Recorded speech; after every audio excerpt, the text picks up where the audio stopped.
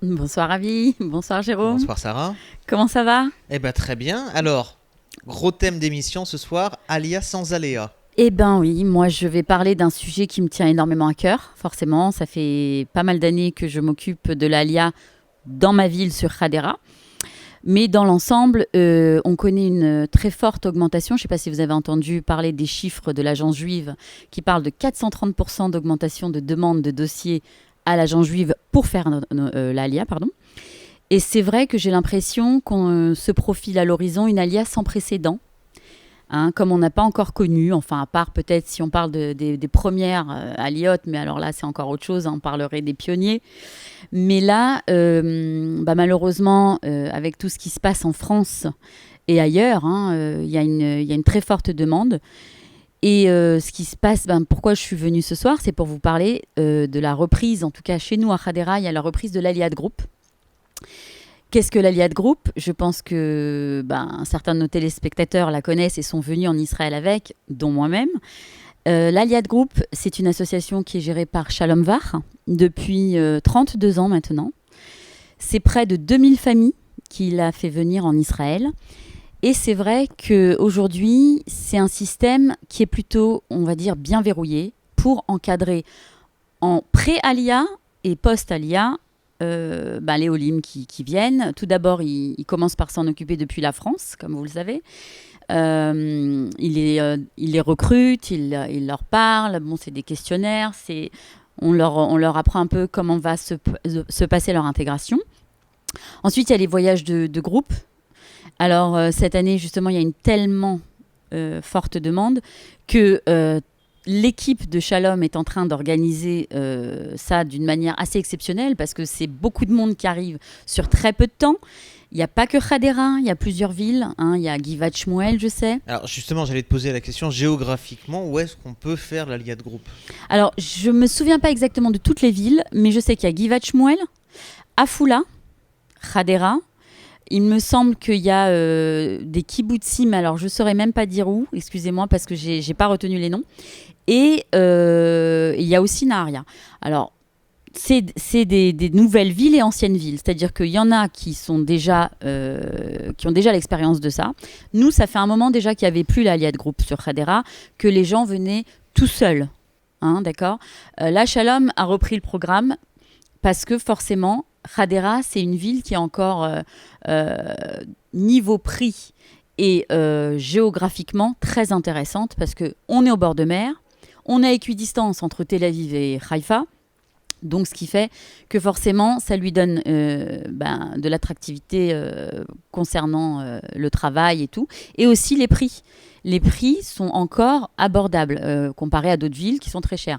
Afula, je pense que c'est un nouveau projet et j'y crois. Même moi, j'y crois parce que je pense que c'est très important pour les Olim d'arriver dans des villes dites israéliennes. Si on veut une intégration de qualité, il faut aussi côtoyer de l'israélien. Faut pas rêver, c'est quelque chose qui a son importance. Quand vous mettez des enfants dans des écoles, il faut pas qu'ils ne soient entourés que de francophones, sinon ils ne s'intègrent pas, ils n'apprennent pas la langue.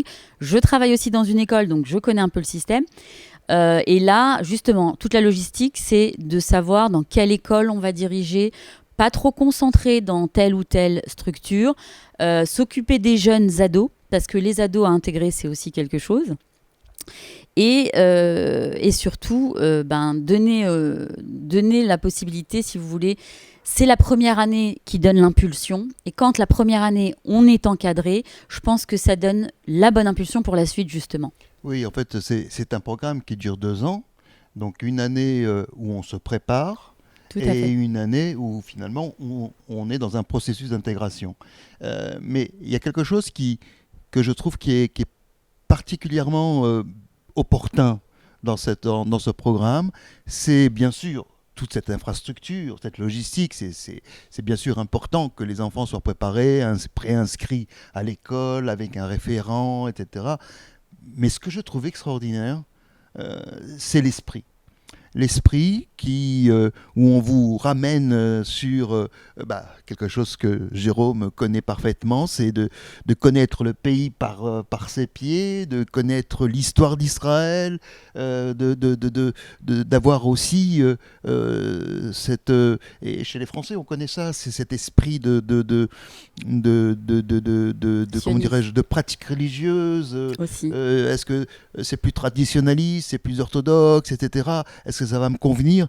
Mais en tous les cas, ça fait partie du jeu et c'est important, bien évidemment, dans ce pays que de s'intégrer. Et l'esprit qu'anime Shalom et même Liat, son épouse, c'est ça aussi. C'est la passion du pays, la passion du retour en Israël. Et ça, c'est un bon moteur, je trouve, en tous les cas, pour réussir le processus d'intégration. Tout à fait. Shalom et Liat, en fait, ce qui se passe avec eux, c'est simple, c'est ils vivent et ils respirent Israël. C'est quelque chose qui n'est pas donné à tous, même si on dit qu'on aime tous. Mais c'est des personnes qui ont cet amour, ce sionisme, cet amour du prochain et cette envie de voir réussir aussi les autres. Parce que c'est quelque chose... Enfin, ces dernières années, l'Alia, c'était quelque chose de pas facile. On va quand même mettre les mots là où il faut. Faut s'armer quand on fait son alia. Encore aujourd'hui, je conseille toujours et je dis aux Français que c'est pas facile de faire son alia. Il faut s'imprégner d'une mentalité qui est complètement différente quand même, d'une éducation qui est vraiment aux antipodes de ce qu'on a connu en France. Souvent, les parents arrivent ici en pensant que qu'est-ce qui se passe? C'est comme non, c'est pas du tout le même système scolaire qu'en France. C'est un système qui finit beaucoup plus tôt. Les enfants sont livrés à eux-mêmes. Si les parents ont la tête occupée à gagner leur vie, ils sont pas tout le temps disponibles l'après-midi. Donc en fait, l'Aliat Group, si vous voulez, elle offre ce système, au moins la première année, d'avoir l'encadrement après les cours, pendant que les parents vont à l'Ulpan, pendant que tout se met en place et où ils apprennent tout doucement, comme un bébé qui fait ses premiers pas. Et puis là, on essaye aussi de constituer sur Hadera. Ce que j'aimerais, c'est que j'en ai déjà parlé à des chefs communautaires de Hadera, c'est qu'il y ait des familles, d'accord, qui soient des familles dites adoptives, qui prendraient en charge de conseiller, d'aider, d'écouter. Non, les référents à la mairie, c'est moi. D'accord. C'est-à-dire que les premières démarches bureaucratiques et tout ce qui est inscription, tout ce qui est prise de tête, des premiers pas, c'est moi à la mairie avec d'autres collègues à moi qui sont au sein de la mairie. Ça, c'est les premières démarches. Le référent, on en a un aussi au sein des écoles. On appelle ça un moré mégacher, qui va être justement le coordinateur pour mettre en place l'Ulpan, pour prendre les enfants, les sortir des classes, pour être entre les parents, l'école et les enfants, faire tout ce pont en fait. Mais c'est vrai que c'est un système qui est assez bien huilé en soi et qui, je pense, aujourd'hui est indispensable. À moins d'avoir la langue et de maîtriser parfaitement et puis d'avoir beaucoup de familles sur place qui vous aident, oui. Il y a la langue, alors la langue bien sûr, et je pense qu'on n'est jamais assez préparé à cette barrière-là. Il y a les codes de société également qui sont très différents. Il faut réapprendre, il y a une assimilation à la société israélienne dont on n'a pas forcément conscience quand on n'est pas bien accompagné et pas bien préparé. C'est parfaitement. Alors là, je peux vous dire qu'avec le recul, c'est un discours que je passe mon temps à dire aux futurs Olim. Apprenez la langue parce que la première barrière à la Alia, c'est se sentir pris au piège quand on comprend pas et quand on maîtrise pas. Et je pense que le manque de maîtrise, psychologiquement, ça vous sabote. Et donc, c'est très important que la langue soit apprise. Donc, quelqu'un qui veut faire son Alia aujourd'hui, je lui dis, mais surtout, prenez des cours d'hébreu, écoutez les informations en hébreu, même si c'est dur, mettez les oreillettes sans arrêt, mais imprégnez-vous de la langue, parce que la langue, c'est 50% de l'Alia qui réussit, ça, il n'y a pas de secret. Et il y a encore plein de choses, on pourrait en parler pendant des heures, j'ai envie de dire, parce que l'Alia, c'est... Il y a même autre chose, c'est l'expérience, parce que même quelqu'un qui parlerait la langue couramment, qui se trouverait devant le système bancaire, qui est tellement particulier en Israël. Aussi. Si on n'a pas, j'allais dire, les petites astuces qui naissent de l'expérience, qui naissent où on arrive à dire à quelqu'un, en Israël, c'est mouvant, c'est pas les sables mouvants, mais en tous les cas, ça peut bouger du jour au lendemain. C'est pas aussi figé aussi qu'en Europe. Donc, c'est important d'avoir cet état d'esprit où, allez. J'ai envie de dire c'est le plus compliqué à vie, parce que ce qui se passe, c'est que justement, déjà la France, c'est un pays socialement où on est assisté énormément. On est rattrapé par le système. Hein. Demain, tu te retrouves en France sans travail, t'es rattrapé, t'as quand même des allocations, que ce soit le chômage, que ce soit l'allocation familiale. Ici, souvent, s'il y a un problème de cet ordre-là, où tu perds ton job, où tu as des problèmes de santé, peu importe, c'est quelque chose qui est très difficile à gérer. Pour nous, Français, c'est de se retrouver face à un système qui te dit « non, il faut que tu te casses les dents, relève-toi et bats-toi ». Et c'est comme ça qu'on devient vraiment des Israéliens, j'ai envie de dire. On n'a pas le choix. On tombe, on se relève, on tombe, on se relève. C'est la formule magique pour réussir en Israël. C'est comme tu disais, en français, on dit la résilience. Moi, j'appelle ça la Emouna. Après, chacun en fait ce qu'il veut. Mais il faut venir ici avec une très, très grosse dose d'Emouna. Ça, c'est évident. Se préparer et, j'ai envie de dire, être souple. Être souple. Parce que comme tu disais, des fois, on me demande des lois, des trucs. Madame Usan, je dis, vous savez, tous les 6 mois, ça change.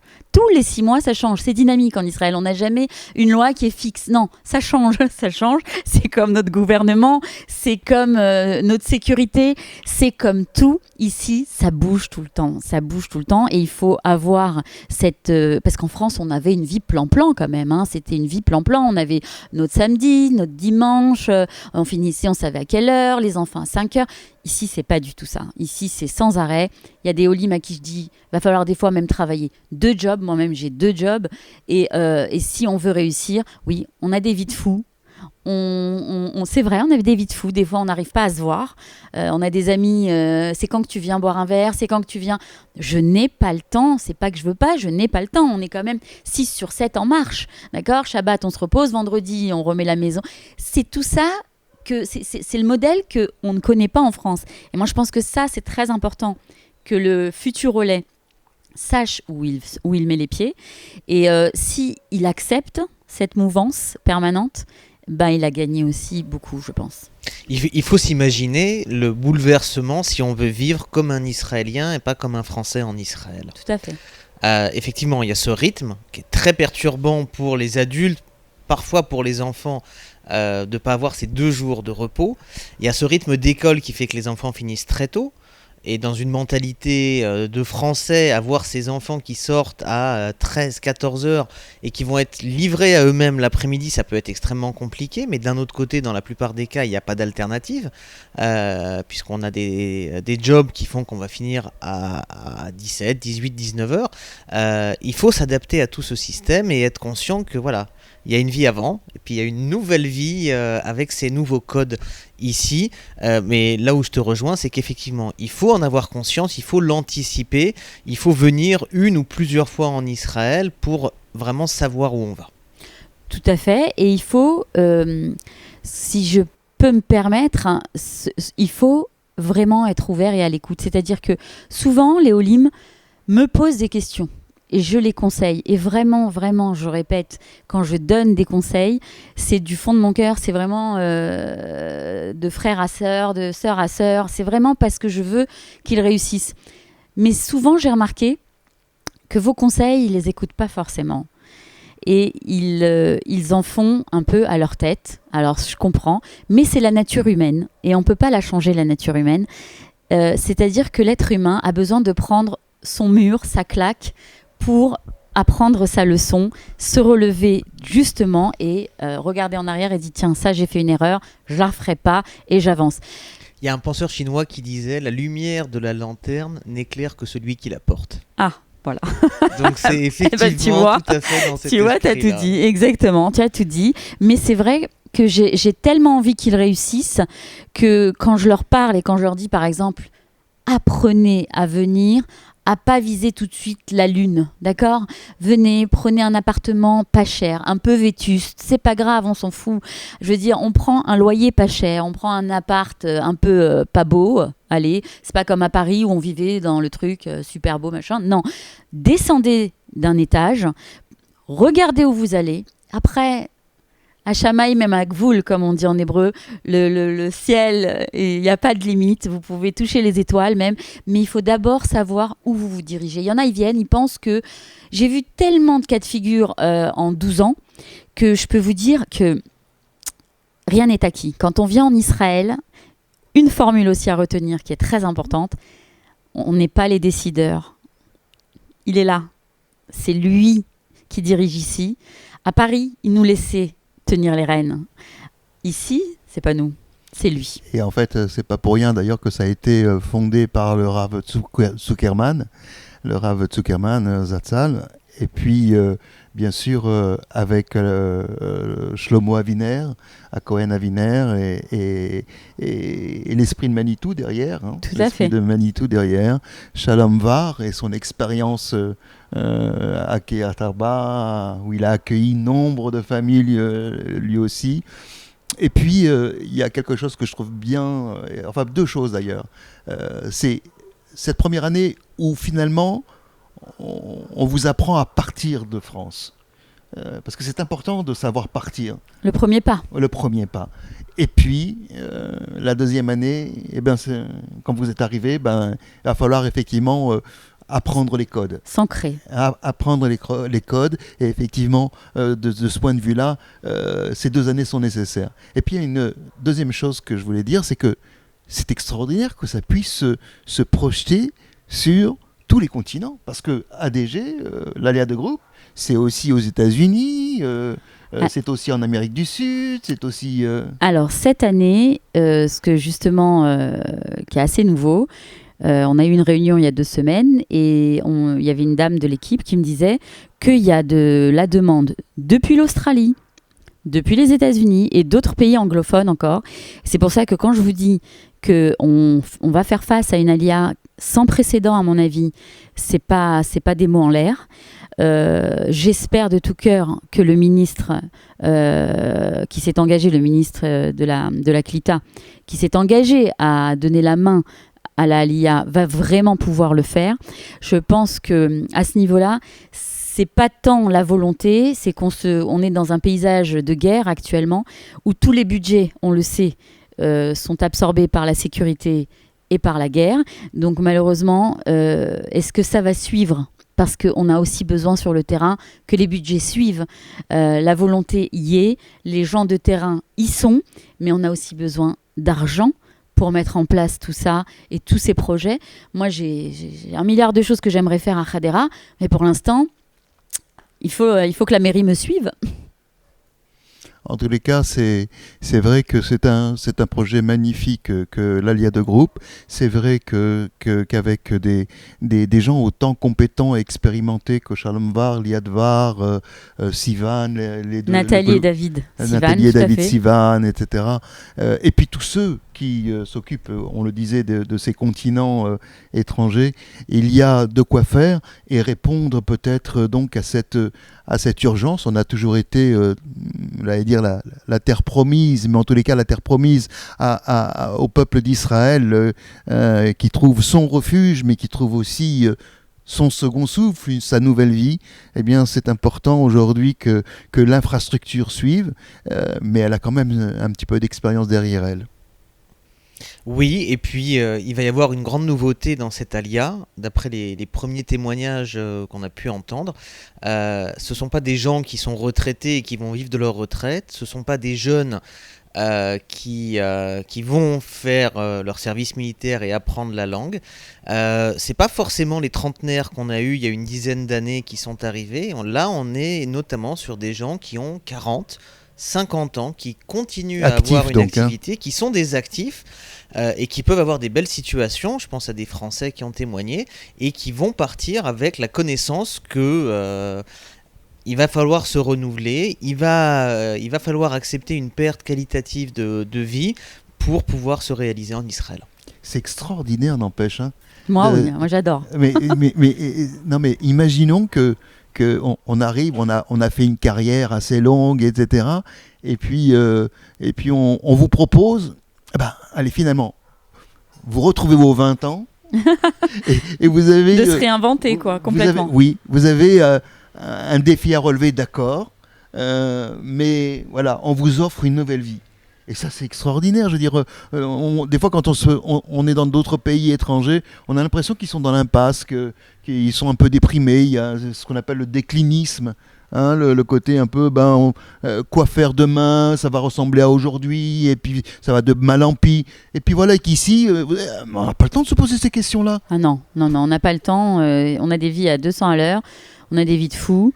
Mais j'ai envie de dire, c'est tellement bon. Voilà, donc merci à Sarah Usan pour sa rubrique l'ALIA sans aléa. J'ai essayé de bien le prononcer cette fois-ci.